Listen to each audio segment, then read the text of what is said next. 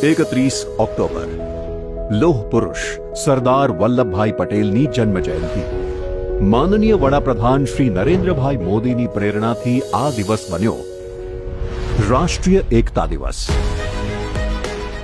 સરદાર સાહેબની 150મી જન્મ જયંતિના અવસરે આ વર્ષે રાષ્ટ્રીય એકતા દિવસ બનશે ખાસ. પ્રથમ વખત પ્રજાસત્તાક દિવસ પરેડની તર્જ પર યોજાશે મૂવિંગ પરેડ. શૌર્ય ચક્ર વિજેતાઓ બનશે ઉજવણીનો હિસ્સો. સાંસ્કૃતિક કાર્યક્રમો બનશે આકર્ષણનું કેન્દ્ર. Rifle drill, dog show, martial art, motorcycle daredevil show કાર્યક્રમને બનાવશે વધુ રોચક. માનનીય વડાપ્રધાન શ્રી નરેન્દ્રભાઈ મોદીને અપાશે ગાર્ડ ઓફ ઓનર. આકાશને શણગારશે ભારતીય વાયુસેનાનું flypast. National school of drama દ્વારા સરદાર સાહેબના જીવન પરનું લોહ પુરુષ નાટક આપશે રાષ્ટ્રીયતાની પ્રેરણા. 17 ઓક્ટોબરથી શરૂ થયેલ એકતા પ્રકાશ પર્વને 15 નવેમ્બર સુધી માણી શકાશે.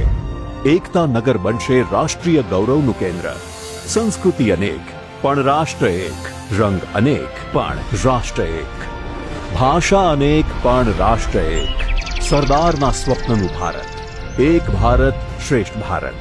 આવો એકતા નગર સ્ટેચ્યુ ઓફ યુનિટી ખાતે ઉજવીએ રાષ્ટ્રીય એકતા દિવસ 31 ઓક્ટોબર 2025.